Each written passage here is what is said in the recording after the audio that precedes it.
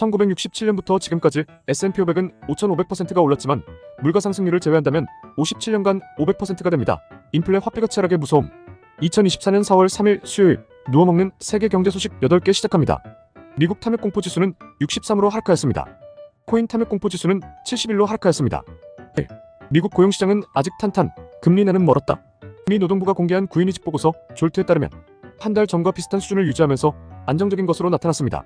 1960년대 이후 25개월 연속 실업률 4% 미만이라는 최장 기록을 세우는 중인데 정리해고는 지난해 3월 이후 최고치를 기록 중이지만 제조업 구매지수의 확장이나 구인 건수의 안정화는 미국 물가를 잡기 위한 강제 성장률 둔화가 목표인 연준에서 금리 인하 시기를 더 미룰 명분을 주고 있어 주가와 국채 가격이 모두 하락함을 보여주었습니다. 2.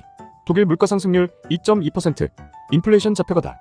독일의 3월 물가 상승률이 2년 11개월 만에 최저치를 기록하였다 발표하였습니다. 유로존의 인플레이션이 빠르게 잡히면서 유로존이 미국보다 먼저 금리 인하에 나설 수 있다는 전망도 나오고 있는데 식료품 가격은 9년 1개월 만에 내리며 월가들의 유로 투자에 힘을 실어주었습니다. 유럽중앙은행 12은 독일 등지에서 경기 침체 신호가 감지되고 있어 첫 금리 인하 시점을 미국보다 먼저인 오는 6월로 좁혀지는 분위기인데 유로존 각국의 최근 임금 인상 분위기에 대한 경계심이 여전한 만큼 금리 인상은 다소 이르다는 관측도 나오고 있다 합니다. 3. 테슬라 1분기 인도량 4년 만에 첫 역성장. 테슬라는 지난 1분기에 차량을 38만 6,810대 인도했다고 발표하였습니다. 금융정보업체 팩트셋이 집계한 시장 예상치인 45만 7천대도 크게 밑도는 수치로 팬데믹으로 공급망이 마비되기 시작했던 지난 2020년 이후 역성장은 4년 만에 처음 있는 일인데 테슬라는 모델3 업데이트를 위해 여러 생산라인 가동 속도를 늦춘 것과 예멘 후티 반군의 홍해 선박 공격으로 부품 조달 늦은 것, 공장 인접 변전소의 방화로 생산 중단된 것이 영향을 끼쳤다 설명하였습니다.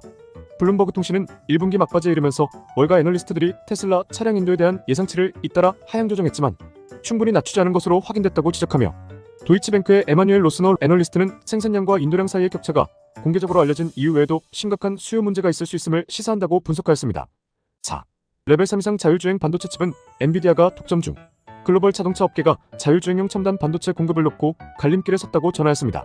레벨 3 이상 자율주행 반도체 분야에서 사실상 독점적 지위를 가지고 있는 엔비디아의 고성능 시스템 온 칩을 구매해 장착할 것인지 내재화나 독자 기술을 모색할지를 놓고 전략적 행보가 한창인데 완성차 업체를 포함한 일본 14개사 연합의 반도체 연구개발 조직은 2028년까지 반도체 칩넷 기술을 확보해 개발한 SoC를 양산차에 탑재하는 것을 목표로 한다고 밝혔습니다. 완성차 업계에서 대표적인 반도체 내재화 기업은 테슬라이며 SoC의 독자 개발, 수직 계열화를 강화하고 있는데 중국 전기차 업체 니오도 고성능 센서 라이다 제어에 사용되는 반도체를 개발했다고 발표하며 현대자동차 그룹의 셈법도 복잡해지고 있다 전하였습니다. 현대모비스도 대외적으로 반도체 설계, 파운드리 투자를 확대하며 내재화를 노력하고는 있는데 한국도 잘 진행되었으면 좋겠습니다. 5. 삼성전자 비장의 무기 3D 디램 공개. 삼성전자가 2025년 꿈의 메모리로 불리는 3차원 3D 디램을 반도체 업계 최초로 공개하였습니다. 3D 디램은 데이터 저장 공간인 셀을 지금처럼 수평으로 배치하는 게 아니라 수직으로 쌓아 단위 면적당 용량을 3배 키운 제품으로 대용량 데이터를 빠르게 처리할 수 있어 인공지능 AI 시대 게임체인저로 불린다고 합니다. 완제품을 여러 개 쌓아 용량을 늘린 HBM과는 달리 디램 내부에 있는 셀을 수직으로 쌓은 한 개의 디램이라는 점에서 차별점을 두었는데 업계에서는 삼성이 HBM 시장에서 SK하이닉스에 내준 주도권을 3D 디램을 통해 되찾아올 것으로 예상하고 있다 전하였습니다. 6. 방광암 진단의 혁신 지노믹 트릭, 미국 의료 코드 획득. 체외 암분자 진단 전문기업 지노믹 트리는 미국 의학협회 EMA로부터 소변 기반 방광암 검출 검사법에 대한 공식 의료 코드를 취득했다 밝혔습니다. 미국에서 검사 서비스를 제공하려면 해당 검사에 대한 공식 의료 코드들이 필요한데 코드가 없는 제품은 비용이 너무 비싸 확장을 위해서는 코드 취득이 필수여서 이번 소식은 큰 호재로 볼 내용이 됩니다. 기존 방광암 검사는 방광경 검사라 하여 요도를 통해 내시경이 삽입되어 확인하는 검사로 너무 큰 고통에 많은 분들이 간단한 혈류 때 검사하지 않아 시기를 놓치는 경우가 많은데 7월 1일부터 효력이 발생하는 이번 코드는 혈류를 가진 환자라도 소변으로 방광경 검사에 준하는 결과를 받을 수 있어 미국에서는 빨리 코드가 나오길 기다리는 제품 중 하나였습니다. 미국 FDA와 한국식품처의 혁신 의료기기로 지정된 방광암 소변검사 얼리템비는 타사 동일 기능 제품들보다 앞서 있어 미래가 기대되게 한번 살펴보셨으면 좋겠습니다. 7. 샤오미 전기차 공장 자동화율 91%. 샤오미 그룹의 슈퍼팩토리는 최고 76초에 한 대씩 신차를 생산할 수 있는 종합 자동화율 91%의 공장이라 밝혔습니다.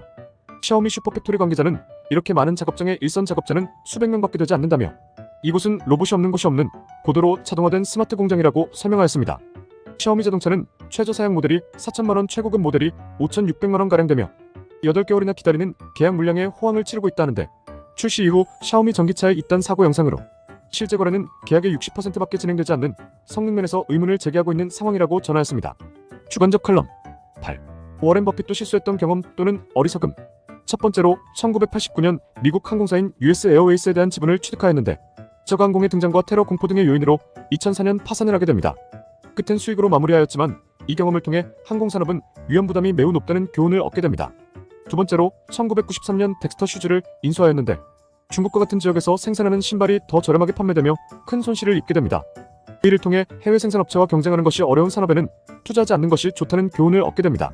세 번째로 90년대 중반 월마트 주식을 아주 많이 사려 했지만 주가가 약간 오르며 쳐다만 보게 됐다고 합니다. 당시 매수 대기 자금으로 9조 원 정도 준비했었는데 그 이후 5배 이상 오르며 10조 원짜리 실수라고 얘기합니다.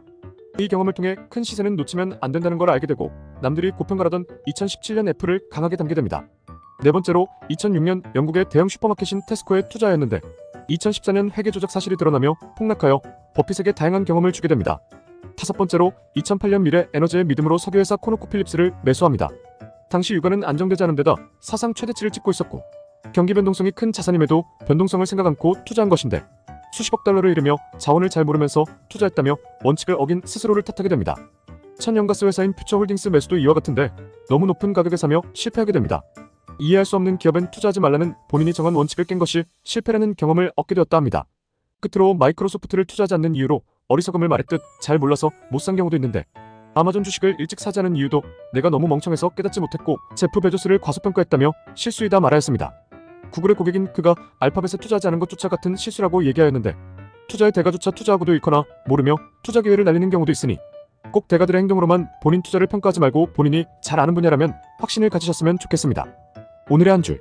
1967년부터 지금까지 S&P 500은 5,500%가 올랐지만 물가 상승률을 제외한다면 57년간 500%가 됩니다.